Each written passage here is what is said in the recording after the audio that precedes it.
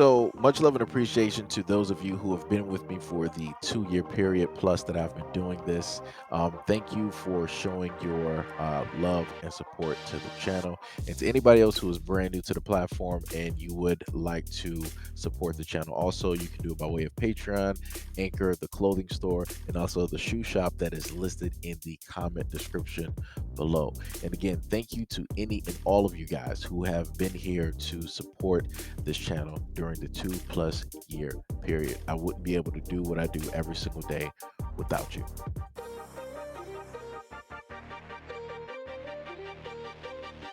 Department of Public Safety Director Steve McCall stated that cops responding to the shooter at Uvalde Elementary School could have stopped the gunman within minutes, but that the commanding officer prioritized the lives of police officers over the lives of unarmed students. Quote, the 3 minutes after the subject entered the West Building, there were sufficient number of armed officers wearing body armor to isolate, distract, and neutralize the subject. The only thing stopping the hallway of dedicated officers from entering rooms 111 and 112 was the on-scene commander who decided to place the lives of officers before the lives of children. McCall noted that officers had guns and body armor, whereas the children had none. Similarly, the officers were trained to handle an active shooter, and the shooter had no such training.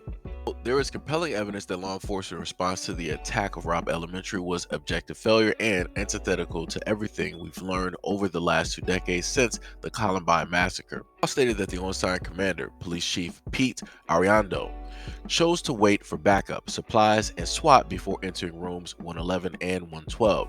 He added that Ariando waited for a key to open the classroom door that was never needed. I don't believe, based on the information we have right now, that the door was even secured. McCall explaining that the door was not able to be locked from the inside. In fact, I have great reason to believe it wasn't secure. Responding officers never tried to open the door, according to McCall. Quote, we could never see anyone put their hand on the door up until the breach. McCall later stated responding officers had an obligation to enter the room and engage the shooter as soon as they got to the school. Instead, over an hour went by before the shooter was confronted and killed by police. Obviously, not enough training was done in this situation, plain and simple, because of terrible decisions. Terrible decisions that was made by the on-scene commander and should have never happened, plain and simple. McCall also pushed back on suggestions that he was shifting the blame. Quote, I appear to be hypercritical on the on-scene commander, and I don't mean to be, but the facts are the facts. Mistakes were made. It should have never happened this way. So, black people, this is your friendly neighborhood black guy speaking. Let this be an example as to why it is that technically more of us that can, right, and that have the willpower and mind frame to do so, that we should, in a sense, teach at home.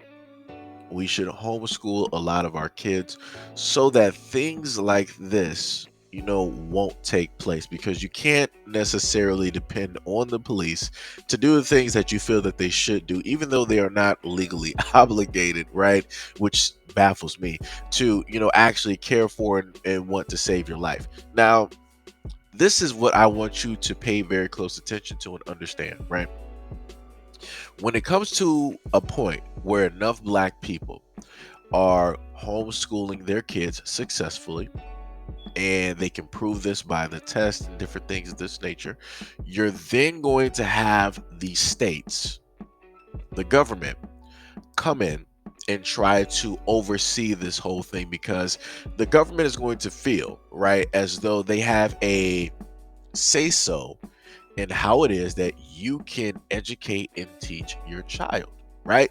Even though we know that the school system itself does not properly teach children. It just doesn't. It doesn't teach you about money. It doesn't teach you about investing. It doesn't teach you about accounting. It doesn't teach you about jobs that will enable you to either work for somebody else, or you can decide to go off on your own after you get the education and decide to work for yourself. That's not why school is built. School is built in order to make workers, right? This is why we're all aligned in a certain type of way, rows 1 through 10, five straight across and, five down the row. This is the same way that factories were in a sense built, right? You were built to be as efficient as possible.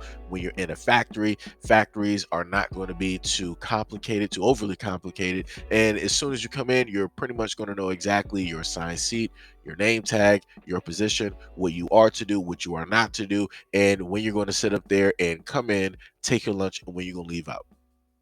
Right? That's the same thing, just like school. So that environment, the school environment, is built so that mentally you'll know how to go out and work in a factory, because originally that's how factories were. But we're not in that same factory setting. So the same school setting that they constructed this whole narrative around, it falls completely short and left. And then when this takes place and enough black people decide to do it, expect to have what is it? Uh Not the CDC, I'm sorry. Child Protective Services, right? Expect Child Protective Services to magically start making inquiries around the black community about kids. Oh, we need to check on the kids. We need to make sure that they're okay. And best believe they're not showing up by themselves. They're going to show up with armed police, right? The same police who could not even protect these kids from a lone G-man who was coming in there just to sit up there and take lives because supposedly he was, saddened that he wasn't going to graduate with his friends, or he was saddened about his grades. Whatever the narrative in the BS story was, that's, in a sense what took place, right?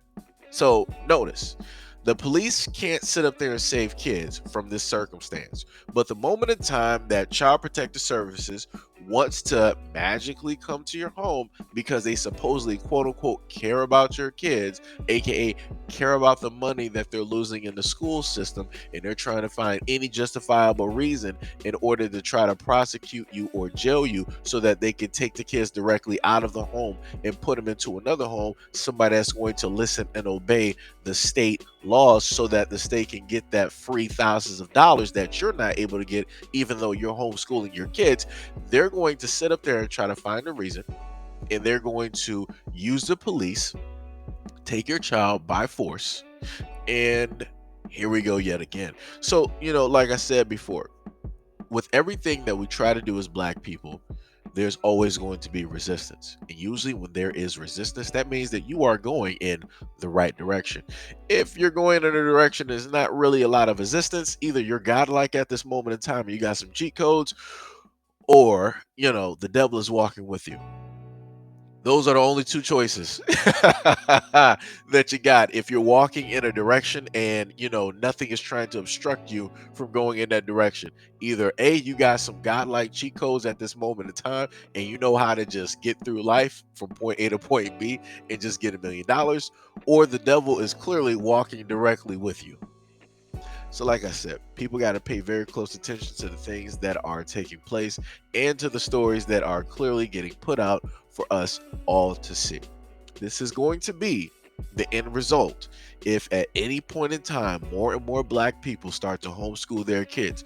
That's what they're going to do. Now, they're not going to really do this to their own people because it's a lot of them, so they're not really going to care. But to the main people that really bring money, to these school systems, these are the ones that they're going to decide to attack and go after and to disrupt, to stop them from having any other further ideas on how it is that they want to basically separate themselves from the system.